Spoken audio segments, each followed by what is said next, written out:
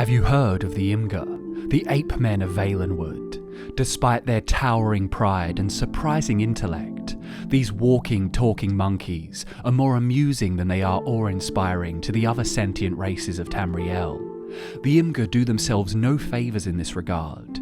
According to the Pocket Guide to the Empire, the Imga see the High Elves as their lords and masters, and as a portrait of an ideal, civilised society.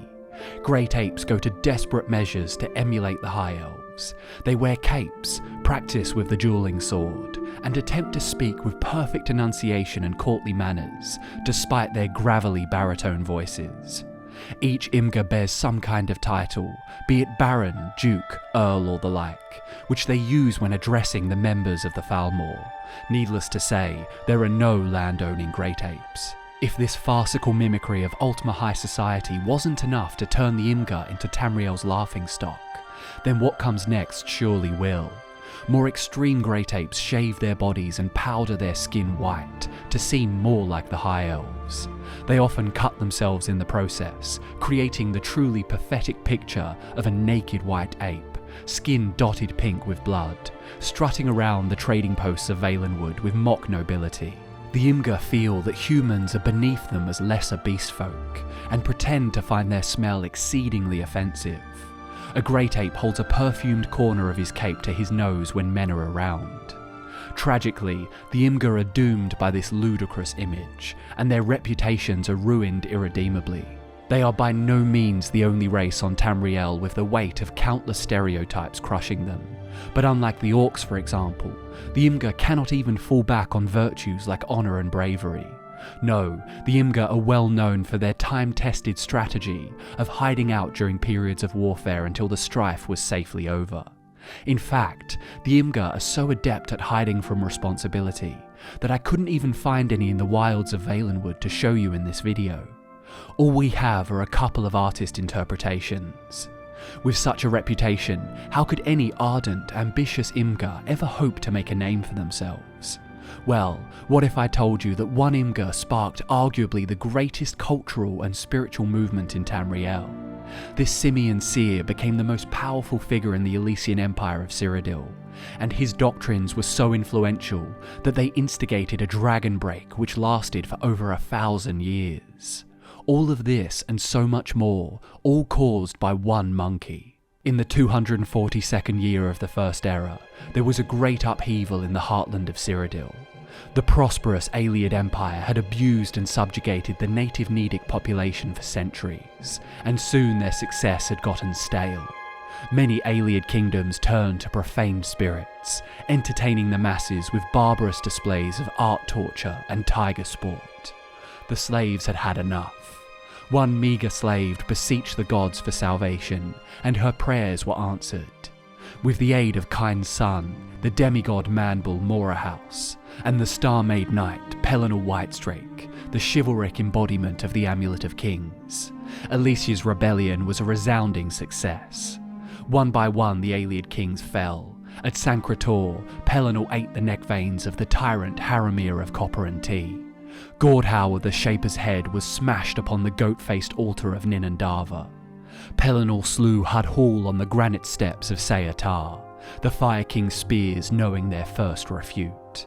And finally, the liberation of Cyrodiil was complete when Umril the Unfeathered was laid low, wings severed by sword strokes, the angel face of his helm dented into an ugliness which made Pelennor laugh.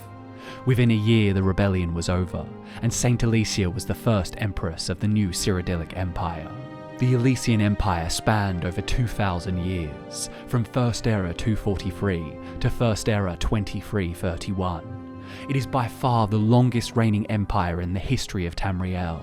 However, half of these years were spent in a period of overwhelming spiritual anguish, and the eponymous empress died only 23 years into the lifespan of her legacy. This legacy would fall into the hands of many emperors over the years, some known like Gorius and Hestra, others unknown. But no ruler during this 2,000-year-long empire had the level of power and influence that one monkey did. This monkey was named Marook, and Marook was blessed, for he received visions from the spirit of the slave queen Alicia herself. When Alicia had initially risen to prominence, she faced a major hurdle. Her empire was to be a cosmopolitan one. She didn't want to fall into the same pitfalls that the Aliads had. They considered themselves above humans, but Alicia wanted Nedic Imperials, Nords, and the remaining Heartland Elves to all live harmoniously. But how could she do this when there were gods like Shor, Shazar, Lorkhan, who were divisive and dangerous? In many ways, Shor is responsible for the success of the rebellion. Though it is heretical for me to say it, Pellinor Whitestreak was a Shezarene, and that is why he was wholly devoted to championing the causes of men. Shor, who is Lorkhan, sided with men after the creation of the Mundus. He fought against Auriel and Trinimac, just as Pellinor fought against Umril and the Aliads. So, how could Alicia allow such provocative figures to be actively worshipped in her new liberal pantheon?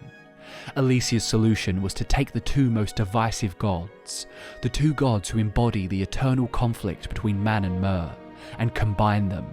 She took the god of men, Shor, and merged him with the time dragon Auriel to create Akatosh, the chief of her new belief system, a belief system that would become known as the Eight Divines.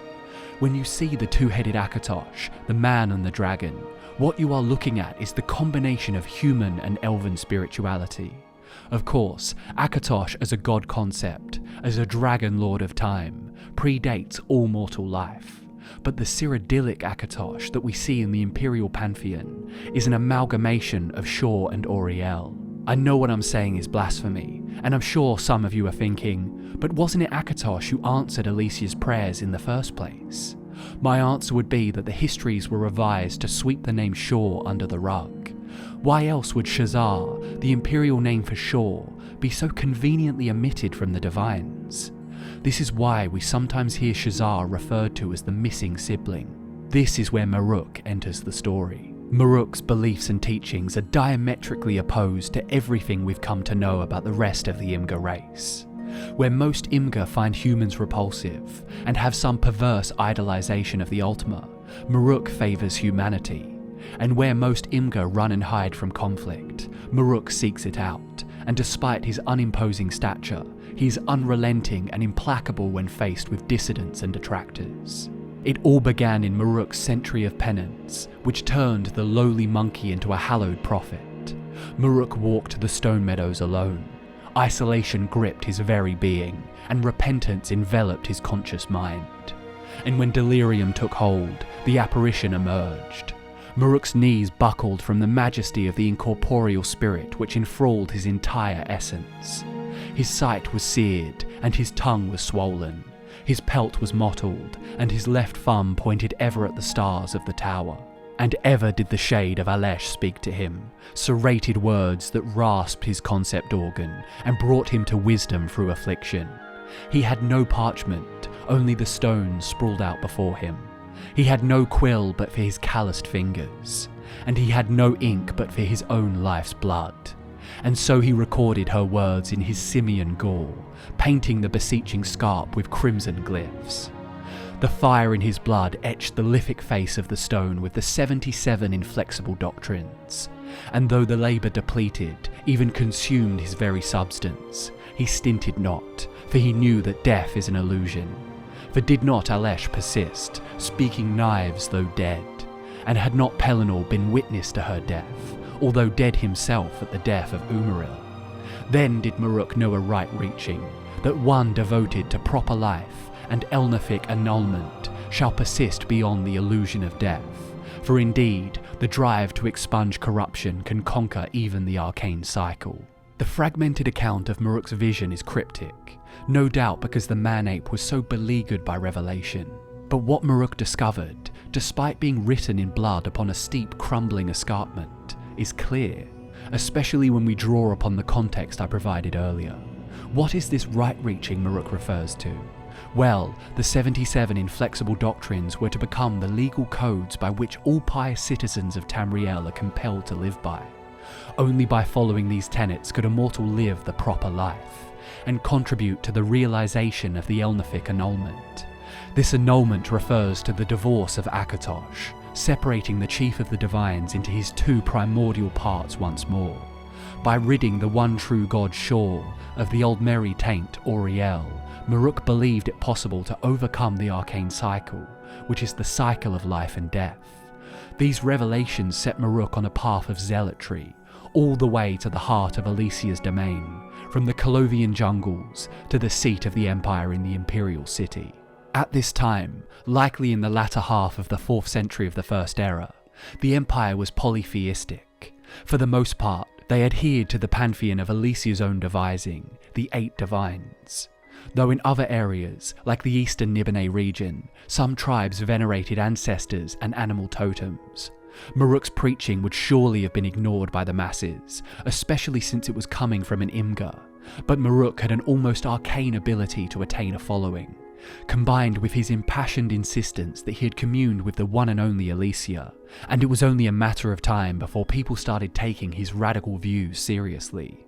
After establishing a foothold among the Nibenese lower classes, Marook and his flock became the Alessian Order, the religious sect of the empire. By First Era 361, the charismatic order may just have possessed more influence than the emperor, and the Alessian Empire became a full-fledged theocracy. The Alessian Order and its elite sect, the MARUKH Selectives, developed a reputation for being extremely austere and utterly humorless when dealing with matters of state and religion. The rise of the order had some immediate benefits, of course. With a militant religious arm, the empire was feared by recusants and rebels, who swiftly fell in line. But it also created tension between Cyrodiil and its neighbours, especially elven provinces like Valenwood. The First Empire of Nords, ruled by High King Borgus at the time of Marukh's rise, was very receptive to the Imga's teachings, for they had never appreciated Alicia's insistence on a cosmopolitan pantheon incorporating elven and human ideals. But with the Alessian Order well established, the monkey prophet finally had all the power he needed to officially ordain his solemn strictures. We do not have access to Marukh's 77 inflexible doctrines, but there is one well-known example that adequately demonstrates just how severe the Alessian Order was. One of the monkey's statements was as follows: "All are guilty until they have proven themselves innocent." It's not exactly the kind of mindset you want from the elite ruling your society. Despite originating in the heavily Nordic-influenced region of Colovia, the Alessian Order's dogmatic approach to governance soon wore away the patience of the feuding Colovian lords. By disavowing elven gods, the Order had sent the remnants of the Aelids fleeing into neighbouring elven regions, like Doreni Hyrok and Bosma Valenwood. The Alessian theocracy had led to a stronger Cyrodiil, but also stronger opponents. And eventually, the Colovian states emancipated themselves from the empire, setting in motion the gradual decline of the Order. The Battle of Glenumbra Moors in First Era 478 ended in defeat for the Order, and the empire surrendered any claim over Hyrok. Only 2 years later, High King Wulfarth of Skyrim outlawed the doctrines, but Marukh's monumental rise to prominence would not end so quickly. The Alessian Order became insular, focused on domestic affairs rather than the affairs of its former vassals. Somehow, the Order maintained its high status in the empire for many centuries to come. Perhaps the strangest thing of all is the role of the prophet Marook during this time. It's impossible to know how active he was in these long years. His ideas most certainly endured, but as for the Imga himself, there is no mention of his death, and we don't even know the typical lifespan of the monkey folk. The First Era timeline is an absolute mess. Have you ever wondered why the First Era is so unusually long? Well, as we're about to discover, Marook and the Alessian Order may be the culprits of this epical malaise. The year was First Era 1200, and the MARUKH Selectives, the elite among the Alessian Order, decided to take the expungement of the old merry taint into their own hands. Whether Marook lived to take part in what follows is not clear, but either way, this critical event in Tamrielic history was driven by the prophet's teachings. I've already mentioned Marukh's insistence that Akatosh was tainted by the elven Auriel, but the exclusionary mandates dictate the precise yet esoteric ambitions of the MARUKH Selective. They read as follows: all are equal. 1. That the supreme spirit Akatosh is of unitary essence, as proven by the monolinearity of time. 1. That Shazar, the missing sibling, is singularly misplaced, and therefore doubly venerated. One, that the protean substrate that informs all denial of one is the old merry taint. One, that the prophet Simeon demonstrated that monothought begets proper life. One, that the purpose of proper life is the expungement of the taint. One, that the arc of time provides the mortal theatre for the sacred expungement.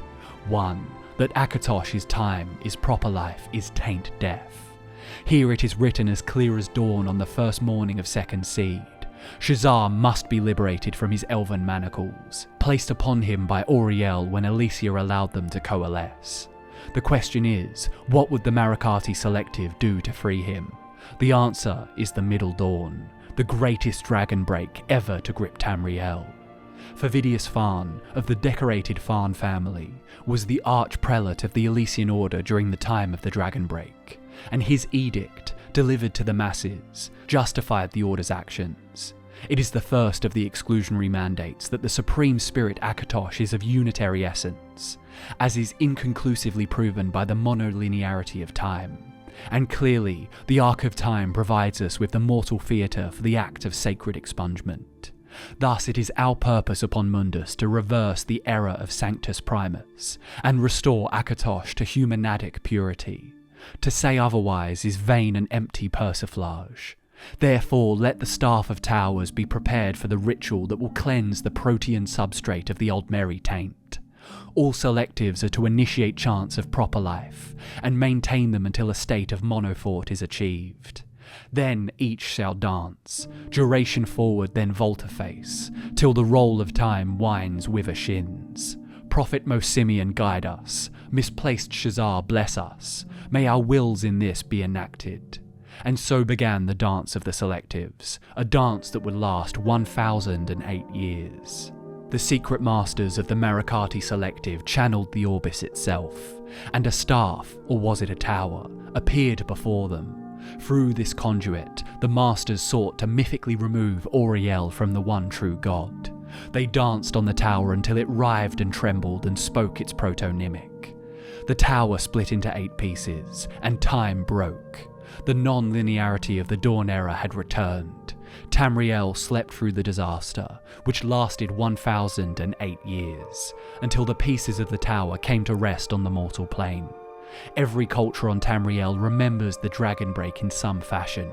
To most it is a spiritual anguish that they cannot account for. Several texts survive this timeless period, all unsurprisingly conflicting with each other regarding events, people, and regions. Wars are mentioned in some that never happen in another. The sun changes colour depending on the witness, and the gods either walk among the mortals or they don't. Even the 1008 years, a number some say arbitrarily chosen by the Elder Council, is an unreliable measure. 1008 years of timeless time. 1008 years that not even the Elder Scrolls can comprehend. For when the Moth Priests try to attune the scrolls to the Middle Dawn, their glyphs simply disappear. The Amulet of Kings, however, with its oversoul of emperors, can speak of it at length. According to Hestra, Cyrodiil became an empire across the stars. According to Shor-El, Cyrodiil became an egg. Perhaps the Amulet of Kings can comment on the Dragon Break because it was formed in a time before the corruption of Shazar, before he was tainted by Auriel. Even Manamako, the King of Worms, says the various avatars of Shazar, Izmir, Pelinal, Arctus, could feel the existential trembling of the broken millennia. But whether or not the secret masters of the Marukh Selective were successful is unknown, and any records of their survival were destroyed by the War of Righteousness that ended the Alessian Order 100 years later. The truth is that the First Era, largely due to the Prophet Marook and the fanaticism he inspired, is full of confusion and contradiction. Some sources, like the Dragon Break re-examined by Foul Droon, argue that the Dragon Break didn't even take place. Droon asserts that the Alessian year was far shorter than the way years are measured in modern times. These years were supposedly based on vision trances undertaken by the High Priestess, which might have lasted anywhere from a few weeks to several months. In this context, Droon estimated that the Alessian Order actually lasted only about 150 years, rather than the famous 1008 years, given by the Encyclopaedia Tamrielica. I honestly started writing this video because I knew Marook was an interesting character, and the idea of a dense lore video about a powerful monkey was amusing to me. But this has developed into something far bigger than I intended. Marook was so incredibly influential that he changed the way the Empire saw their preeminent god, and he caused the greatest period of existential turmoil ever to grip Tamriel. An event that both did and didn't happen. I could go into so much more detail about the role of Shazar and Akatosh in Cyrodiil's history. I could say so much more about dragon breaks and the rise and fall of the Alessian Empire. Perhaps I will in a future video, especially if there's any lingering uncertainty from this video. But I guess it's fitting that Marook's story evokes more questions than it does answers, and every aspect of this mystical monkey's long life and lasting legacy is shrouded in metaphysical confusion. This was the story of Marook, the monkey whose teachings spread across Cyrodiil like wildfire, enthralling the Empire, and even though he was not the Emperor, he had more power and influence than any other figure in the 2,000-year spanning Alessian Empire. Thank you so much for watching. Drumora is a new channel, and I'm dedicated to seeing it grow so I can continue to tell these stories. If you'd like to support the channel, there's a link to my Patreon in the description. Please only pledge if you can afford it. I've also started a Discord, so if you'd like to chat to me and anyone else interested in Elder Scrolls and Elden Ring, come join. Thank you so much again. My name's Drew the Daedrologist. You've been watching Drumora, and I'll see you in the next one.